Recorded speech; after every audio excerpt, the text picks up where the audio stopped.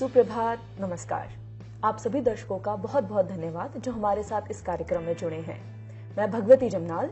मैं दिव्यांशी चौहान आपका सीएससी रूबरू कड़ी में स्वागत करते हैं। आज हम आपसे जुड़े हैं सीएससी की चर्चा करने।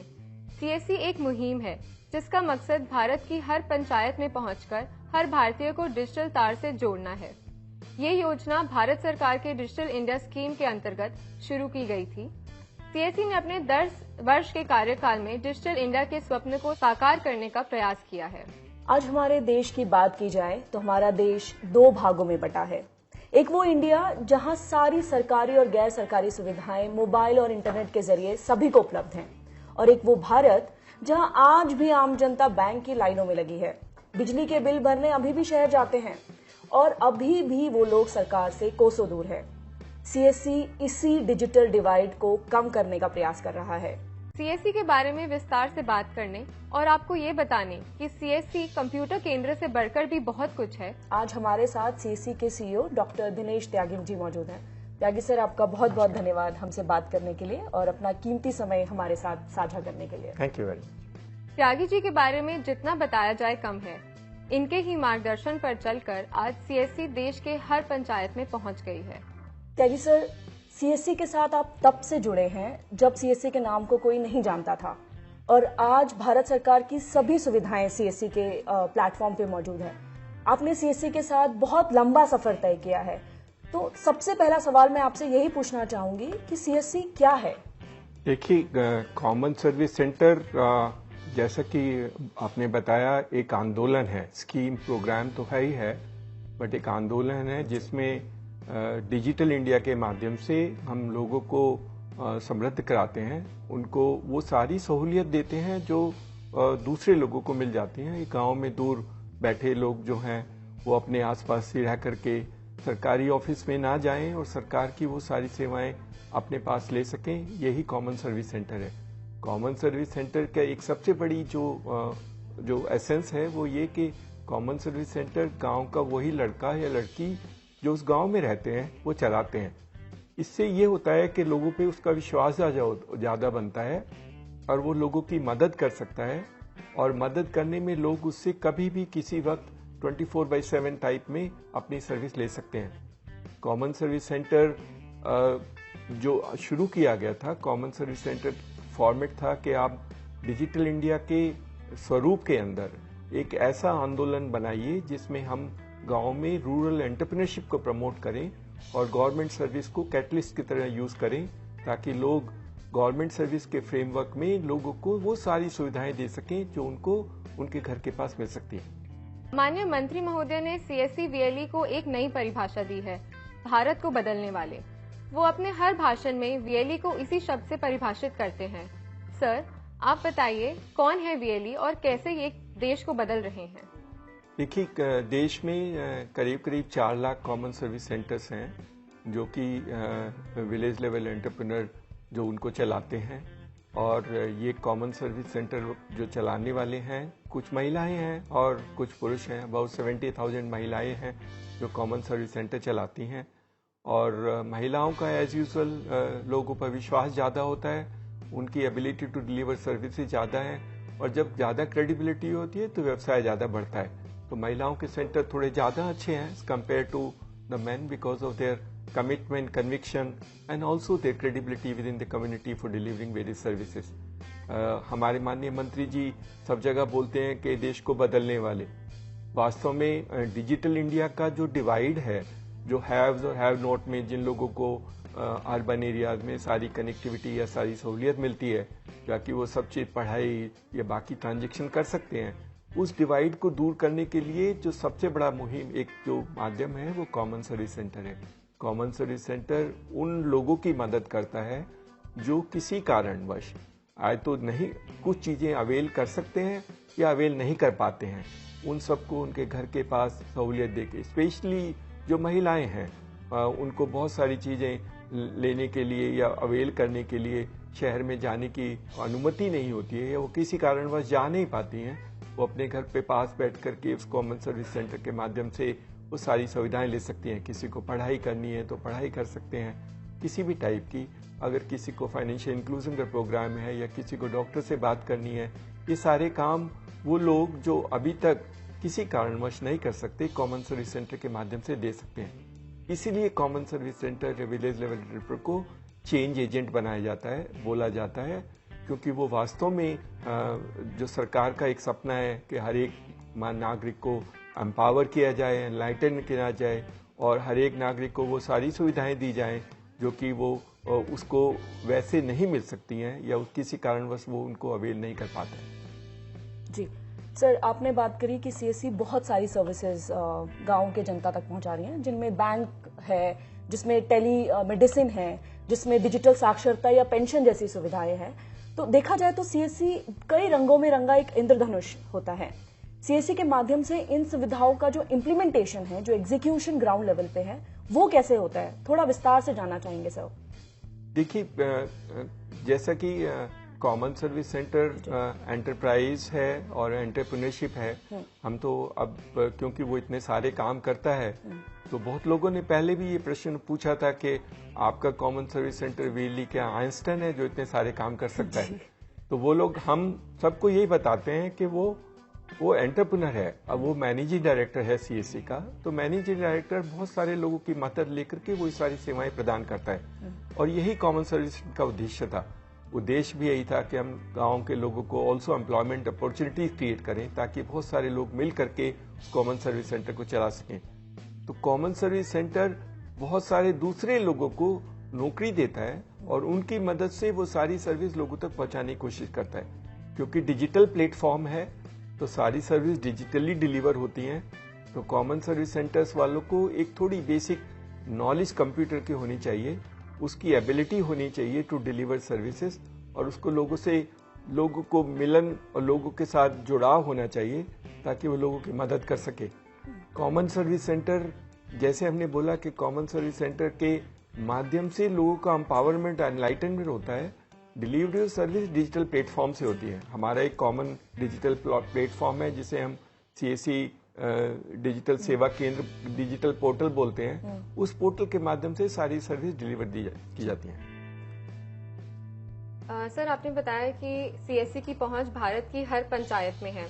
ऐसे में कोई भी ग्रामीण या शहरी निवासी सीएससी को कैसे ढूंढे? देखिए, गांव में कॉमन सर्विस सेंटर को पहचानना तो बहुत मुश्किल नहीं है, क्योंकि जो एंटरप्रेन्योर है वही अपनी पब्लिसिटी करता है, क्योंकि उसका व्यवसाय, उसका बिजनेस जितने लोग होंगे उसके हिसाब से बनता है। कॉमन सर्विस सेंटर की पहचान जो एंटरप्रेन्योर है वो कराता है अपनी कम्युनिटी को। अगर उसकी पहचान उसकी कम्युनिटी के थ्रू होगी तो उसका व्यवसाय बढ़ेगा और वही कॉमन सेंटर। तो वो क्या, कॉमन सर्विस सेंटर के जो एंटरप्रेन्योर्स हैं वो कई बार लोगों को बुला करके इकट्ठा करके अपने पास बिठा करके उनको सारी स्कीम्स के बारे में बताते हैं, उनको अनेबल कराते हैं और उनको वो सर्विस डिलीवर करते हैं। और कई बार भारत सरकार के जो प्रोग्राम्स हैं उनको सुनवाने के लिए भी लोगों को एकत्रित किया जाता है और कॉमन सर्विस सेंटर वाले उनको चाय भी पिलाते हैं। तो local publicity at that local level is done by the village level entrepreneur himself. As long as the urban areas are concerned, we have a CSC locator. वो सीएससी लोकेटर में आप जाकर के देख सकते हैं, आपको लोकेशन मिल जाएगी। If you are anywhere want to find out, still find out, तो आप सीएससी लोकेटर में जाके गूगल मैप के थ्रू आप सीएससी को लोकेट कर सकते हैं। सीएससी की जो अवेयरनेस है बाकी काफी जगह होती है। हमारे प्राइम मिनिस्टर ने अभी 15 अगस्त के एड्रेस में रेड फोर्ट से बताया था कि भारत देश में 4 लाख कॉमन सर्विस सेंटर हैं जो कि गांव-गांव में डिलीवरी सर्विस देते हैं। प्रेसिडेंट की स्पीच में जॉइंट सेशन ऑफ पार्लियामेंट में भी कॉमन सर्विस सेंटर का मेंशन किया गया। और बाकी जो नेशनल, स्टेट लेवल और बाकी वर्कशॉप होती हैं, हम लोग देश में करीब 600 से ज्यादा वर्कशॉप हर साल करते हैं। उस समय कॉमन सर्विस सेंटर्स वालों को प्लस जो स्टेक होल्डर्स हैं, जो सर्विस प्रोवाइडर्स, उनको बुलाया जाता है और उसकी लोकल अवेयरनेस की जाती है। काफी local newspapers common service centre के बारे में, उनकी अचीवमेंट के बारे में, उनकी कहानियों के बारे में पब्लिश करते हैं ताकि लोगों को कॉमन सर्विस सेंटर के बारे में जानकारी मिल सके। जो हमारे दर्शक हमें देख रहे हैं और जिन्हें अपने नजदीकी सीएससी सेंटर पता करना है, तो आप सीएससी लोकेटर ऐप का इस्तेमाल कर सकते हैं और अपने नियर इसमें आप शहरी और गांव के लोग दोनों अपने नियरेस्ट सीएससी सेंटर जाके सारी सीएससी की सुविधाएं ले सकते हैं। सर, आपने बात करी डिजिटल डिवाइड की। आपने बात किया कि सीएससी किस तरह उस डिजिटल डिवाइड, उस गैप को कम कर रहा है। तो ऐसे में जो लोग हाशिए में हैं, अभी भी जो मार्जिनलाइज्ड कम्युनिटी है, उसको कैसे मुख्य धारा से जोड़ने का काम, उसमें सीएससी का क्या रोल है? हम लोगों को सिखाएं कैसे, जब उनको बेसिक डिजिटल लिटरेसी नहीं है। बिल्कुल। तो भारत सरकार का एक बहुत बड़ा प्रोग्राम था जो शायद वर्ल्ड में सबसे बड़ा लार्जेस्ट प्रोग्राम है। उसमें ये कहा गया कि हम हर एक परिवार में से एक को डिजिटली लिटरेट करेंगे। वो प्रोग्राम सीएससी के माध्यम से इम्प्लीमेंट किया जाता है और उस प्रोग्राम में उसको प्राइम मिनिस्टर ग्रामीण डिजिटल साक्षरता अभियान बोलते हैं। इससे पहले नेशनल डिजिटल लिटरेसी मिशन के आधार में भी अराउंड 52 लाख लोगों को डिजिटली लिटरेट किया गया था। तो एक जो मुहिम थी कि हम हर घर में एक आदमी को कम से कम डिजिटली लिटरेट कर दें ताकि वो अपने आप समझ सके कि वो डिजिटल टूल्स को कैसे यूज कर सकता है और अपने आप सेवाएं ले सकता है या कॉमन सर्विस सेंटर के माध्यम से जानकारी ले सकता है। Information, knowledge and skill, all the three components can be provided, which will lead to basically an empowerment of citizen and also create an inclusive society. Sir, कोई एक ऐसा एग्जाम्पल आप हमें कोई उदाहरण दे सकते हैं जिसमें वीएलईज ने कोई ऐसा काम किया हो जिसमें कम्युनिटी जो मार्जिनलाइज्ड है और वो मेन स्ट्रीम में आ गई है, या जिन लोगों के पास पहले सुविधाएं नहीं थी आज वो डिजिटल सुविधाओं का उपयोग कर रहे हैं? देखिए, डिजिटल लिटरेसी के माध्यम से कहानी तो बहुत है कि हमारे वीएलई 2,50,000 पंचायत में जो रिमोट लोकेशन, जहां कुछ साल पहले शायद लोगों ने कल्पना नहीं की थी, कनेक्टिविटी नहीं थी, उन सबको इंक्लूड कराना is self a great story. फिर भी कुछ एग्जांपल्स हैं, जैसे हमारी एक महिला वीएलई हैं स्नेहलता जी, राजस्थान में। उन्होंने बंजारा कम्युनिटी जो नोमैड्स होते हैं उनको डिजिटली लिटरेट किया और उसमें से एक लड़की को डिजिटली इतना पढ़ाया, इतना साक्षर किया कि उसको कॉमन सर्विस सेंटर भी खुला दिया। ऐसे बहुत सारे हमारे छत्तीसगढ़ में एक वीएलई हैं जिन्होंने डेफ एंड डम बच्चों को डिजिटल लिटरेसी कराई और डिजिटल लिटरेसी के माध्यम से उनको एम्पावर किया। हमारे कुछ बच्चे हैं जो अपने आप ही हैंडीकैप्ड हैं। हमारा एक सीएससी का वीएलई है जो महाराष्ट्र में है, खुद ही हैंडीकैप्ड है, खुद ही व्हील चेयर पे चलता है और उसने एक मुहिम चलाई कि सभी हैंडीकैप बच्चों को या बच्चियों को वो कॉमन सर्विस सेंटर खुलाएगा। तो ऐसे एग्जाम्पल्स बहुत हैं। हमारे देश में काम करने की सुविधाएं बहुत हैं और हमारे ये गांव में रहने वाले विलेज लेवल एंटरप्रेन्योर्स, बच्चे और बच्चियां काफी मेहनत करके उन लोगों की मदद करते हैं जिनकी शायद पहले कभी मदद नहीं की जा सकती थी या नॉर्मल ट्रेडिशनल मेथड से जो मदद नहीं ले पाते थे। सर, सीएससी के सक्सेस स्टोरीज तो हमने बहुत सुने हैं, काफी चर्चा होती है। सर, एक सवाल जो अक्सर हमारे वीएलई शिकायत करते हैं कि उनके केंद्र के सामने या उनकी ही पंचायत में एक और सीएससी भी खुल गया है। ऐसी स्थिति में कोई कैसे अपना व्यवसाय चला सकता है? क्या 2 या 2 से अधिक केंद्रों में एक ही स्थान में होने से बिजनेस के लिए हानिकारक नहीं है? देखिए, कॉमन सर्विस सेंटर की स्कीम को समझना थोड़ा सा सब में, क्योंकि जब शुरुआत हुई थी, ये एंटरप्रेन्योरशिप है, एंटरप्राइज है, run by A private operator and manage by A private operator. ये गवर्नमेंट का सेंटर नहीं है और गवर्नमेंट जैसा सेंटर भी नहीं है। ये बहुत जरूरी है समझना, क्योंकि गवर्नमेंट का उद्देश्य प्राइवेट सेक्टर पटवारी बनाना नहीं था। गवर्नमेंट का उद्देश्य था कि प्राइवेट एंटरप्राइज को अनेबल करना और उन एंटरप्राइज को यूज करना गवर्नमेंट की सर्विस डिलीवरी करने के लिए। तो प्राइवेट एंटरप्राइजेज जब होते हैं तो उसमें कंपटीशन बहुत जरूरी होता है और प्राइवेट एंटरप्राइजेज लाइसेंसिंग के मेथड से काम नहीं करते हैं। These are basically enterprises driven by its own. और सीएससी में जब वीएलई होता है, सरकार उसको कोई कैपिटल सपोर्ट नहीं देती है, वो अपना पैसा खर्च करता है, अपना कंप्यूटिंग इंफ्रास्ट्रक्चर लगाता है और अपना स्पेस निकालता है और अपने ही लोगों को रख करके कॉमन सर्विस सेंटर चलाता है। तो सीएससी चलाने के लिए एंटरप्राइजिंग होना बहुत जरूरी है। सीएससी चलाने के लिए आप में ability to convince people is very important and ability to invest capital. इसके अलावा रिस्क टेकिंग एबिलिटी, क्योंकि हर बिजनेस में रिस्क होता है। अभी कॉमन सर्विस सेंटर की जो सारी सर्विस है, गवर्नमेंट सर्विसेज, कुछ दिनों में अगर वो मोबाइल के थ्रू आएंगी तो ये सर्विस में यानी कंपटीशन हो जाएगा। तो वो सर्विस को कम्पिटिटिव एनवायरनमेंट को डील करने के लिए आप में एबिलिटी टू टेक रिस्क होनी चाहिए।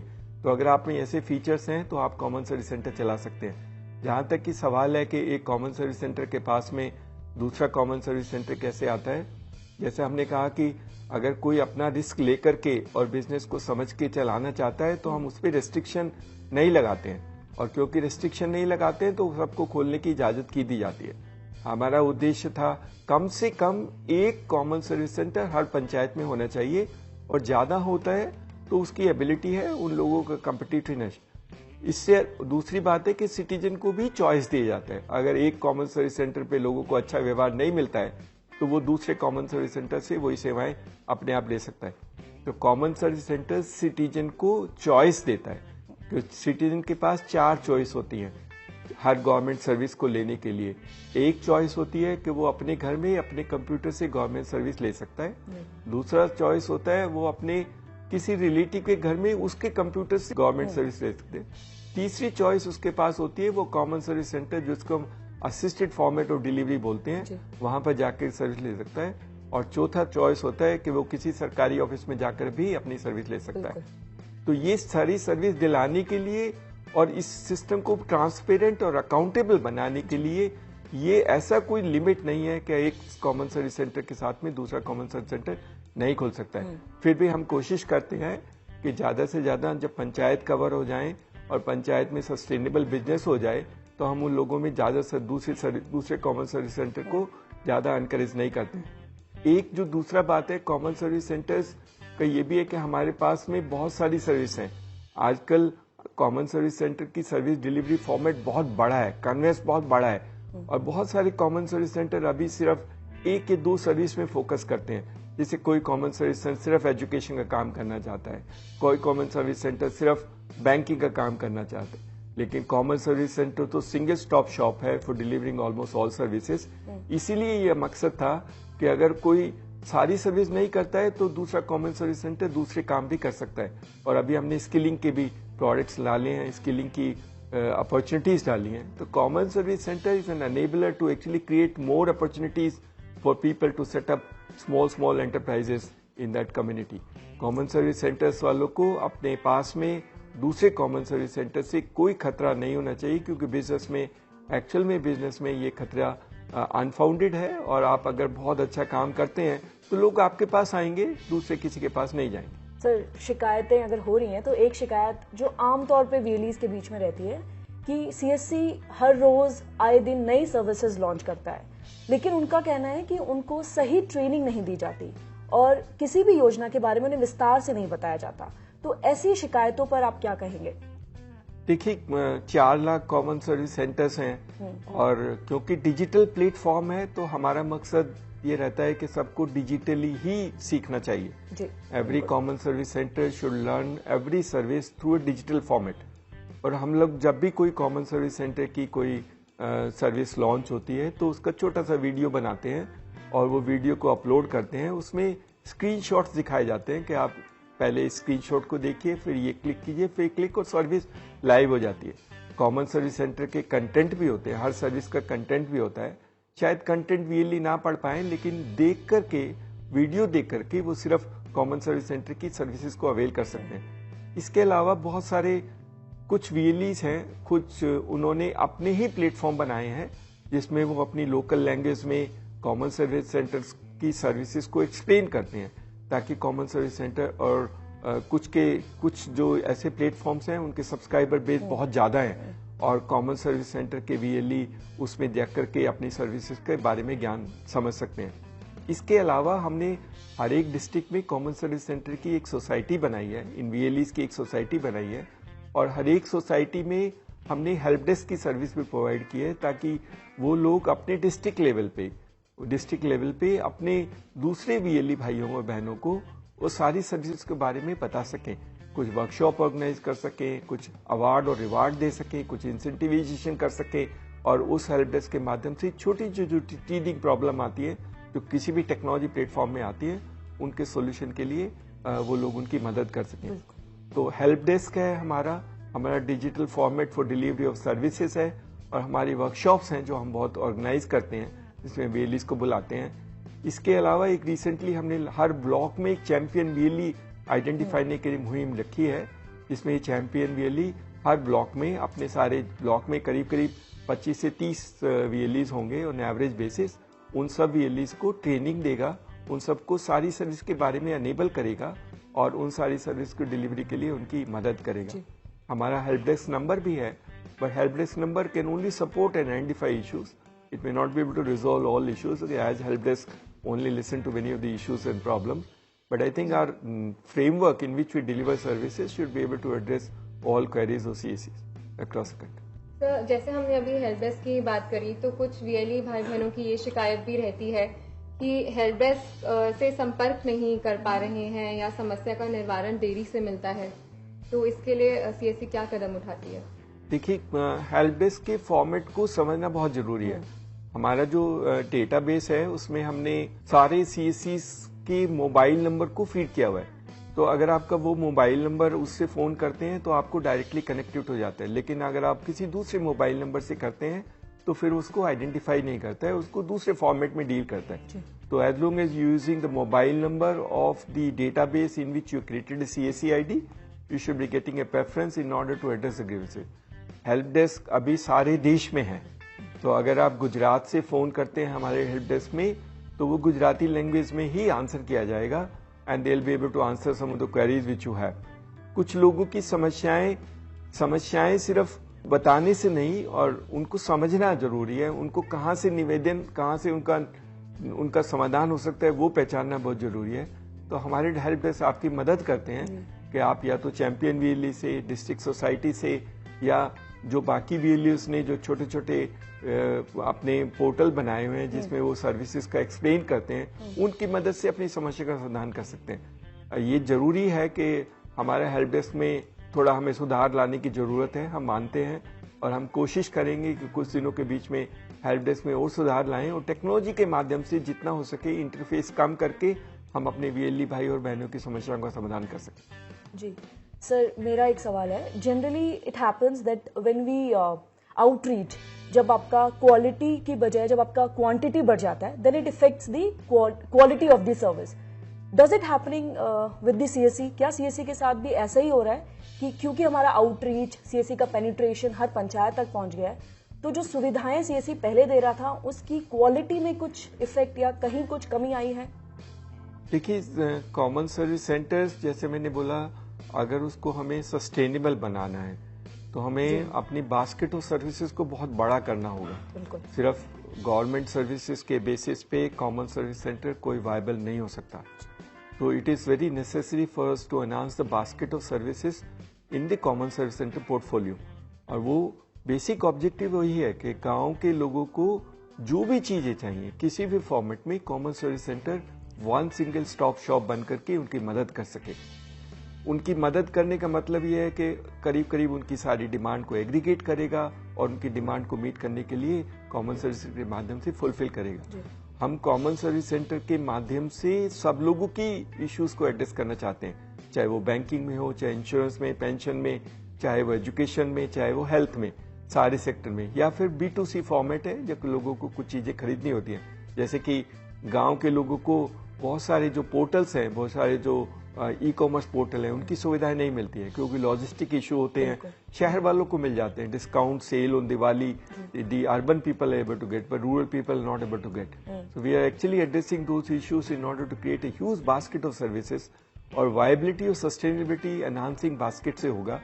जहां तक क्वालिटी का सवाल है कि अगर बास्केट बनाने से क्वालिटी कम होती है, मुझे ऐसा नहीं लगता, क्योंकि हमारे जो बच्चे हैं जिन्होंने और बच्चियां जिन्होंने कॉमन सर्विस सेंटर चलाते हैं, उन्होंने उनके हिसाब से कि वो वही जो नई सर्विस आती है उसको ठीक से समझ लेते हैं। जो समझ लेते हैं, जो पुराने हैं, उनको परेशानी नहीं होती है और समझ करके और 2-3 लोगों को नौकरियां देते हैं और नौकरियां देने से काम चलता है। हमारा तो मकसद है कि हम गांव में लोकल रोजगार क्रिएट करें और कम से कम हर कॉमन सर्विस सेंटर 5 से 6 लोगों को नौकरी दे और वो नौकरी दे करके कॉमन सर्विस सेंटर की सारी सर्विसेज को देगा।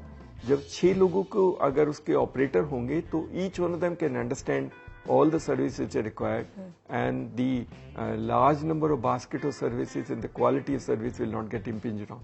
Basically, the idea is to create a good sustainable model which become examples not for India but also all over the world, and try and support communities in getting empowered through the delivery of services. Sir, We are delivering a basket of services to all the customers, B2C and G2C services. ये VLE की बात हुई। अगर हम आम नागरिकों के बारे में बात करें तो उनके लिए भी कोई ऐसी सुविधा है जो CSE से जुड़ी किसी सुविधा की शिकायत या सुझाव देना चाहते हैं? देखिए, शिकायत और सुझाव देने के लिए तो बहुत सारे पोर्टल हैं। गवर्नमेंट मिनिस्ट्री का पोर्टल है, ministry of electronics and IT में आप ग्रीवेंसेज रिड्रेसल मैकेनिज्म में आप अपनी ग्रीवेंस डाल सकते हैं। वो फाइनली हमारे पास आती है और हम उसको एड्रेस करके उनका रिप्लाई भी देते हैं। तो अगर कोई सुझाव है, एक कॉमन सर्विस सेंटर आंसर ये बताना चाहेंगे कि न्यूट्रल प्लेटफॉर्म है। न्यूट्रल का मतलब है कि हम किसी एक पर्टिकुलर सर्विस प्रोवाइडर के साथ लिंक नहीं होते हैं, एक्सक्लूसिविटी नहीं प्रोवाइड करते हैं। तो ये पूरा प्लेटफॉर्म कोई भी सर्विस प्रोवाइडर यूज कर सकता है। हम सिर्फ नेगोशिएट करते हैं कि हमारे जो CSE एंटरप्रेन्योर हैं उनको कितना मार्जिन मिलेगा उस सर्विस की डिलीवरी में। बाकी अगर लोग उस सर्विस को खरीदना चाहते हैं या अवेल करना चाहते हैं तो हमें कोई ऑब्जेक्शन नहीं होती है। तो neutrality is the biggest strength of the common service centre which can use by any service provider. कोई भी सर्विस प्रोवाइडर यूज कर सकता है।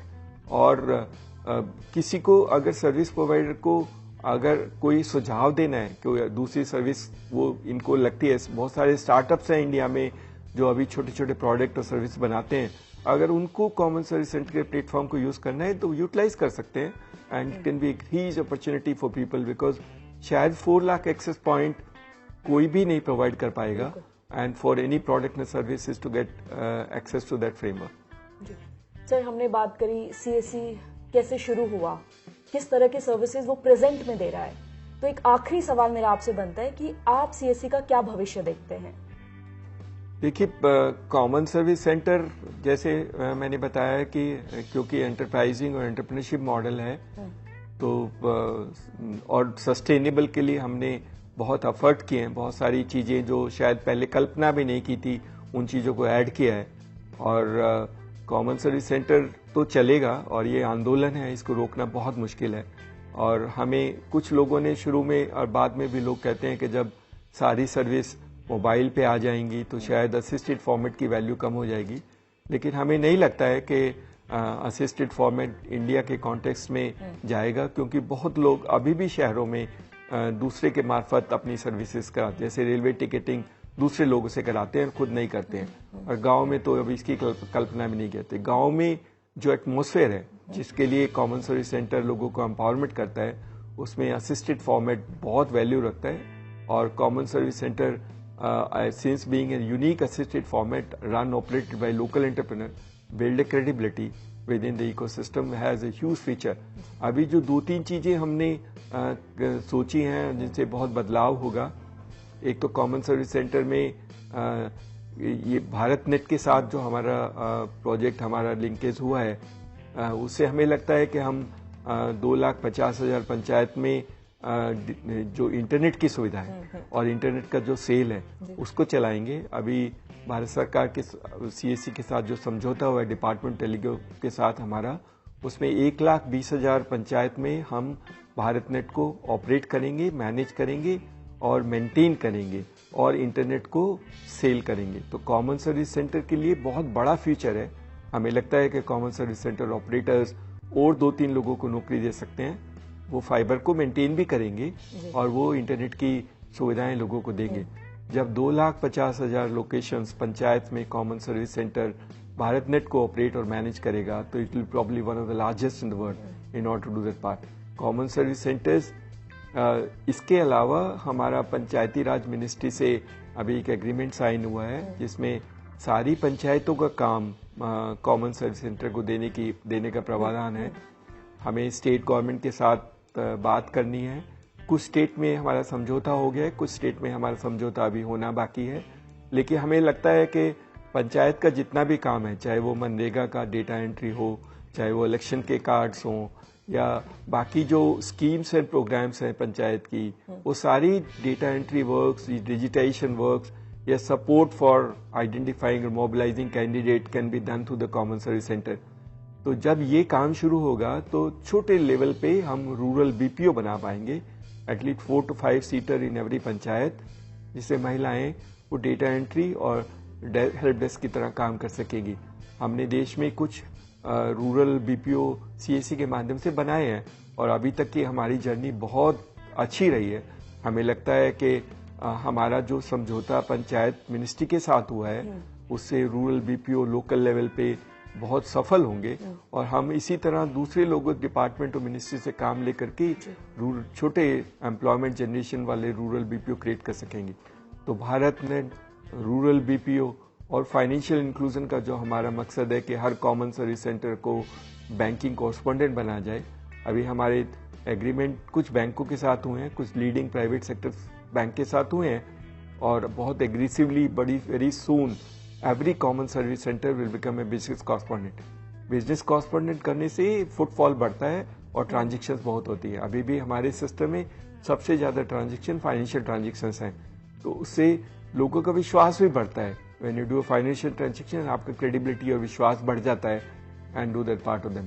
तो ये 3 चीजें हैं जो हमारी बहुत अच्छी हैं और हमें लगता है कि हम अभी छोटे छोटे उद्योगों को भी प्रवाह देंगे। अभी हमारा एक एग्रीमेंट अमूल कोऑपरेटिव से हुआ है जिसमें हमने अमूल कैफे खोलने का प्रावधान किया है। तो हम छोटे छोटे अमूल कैफे खोल करके अर्बन और सेमी अर्बन एरियाज में भी लोगों को एम्प्लॉयमेंट जनरेशन का मुहिम चला रहे हैं ताकि लोग अपने पास रह करके लोग अपने काम से सुविधा से अपने हिसाब से काम कर सकें और कम्युनिटी को तो बेनिफिट होगा ही, लेकिन CSC will also benefit in terms of creating its income and revenue. जी, तो देखा जाए तो CSC का भविष्य बहुत चमकदार है। तो हमारे जो वीएलई भाई बहन और बाकी लोग जो उन्होंने आज हमें सुना हमारे साथ, तो देखा जाए तो CSC के जो रास्ता है अभी सफर हमने शुरू ही किया है। तो सर बहुत बहुत धन्यवाद, आपने हमारे दर्शकों से बात करी, आपने अपना कीमती समय हम सबके साथ बांटा और हमारे वीएलई भाई बहनों को हमेशा की तरह उत्साहित किया। बहुत बहुत धन्यवाद sir. Thank you very much. Thank you. नमस्कार। नमस्कार।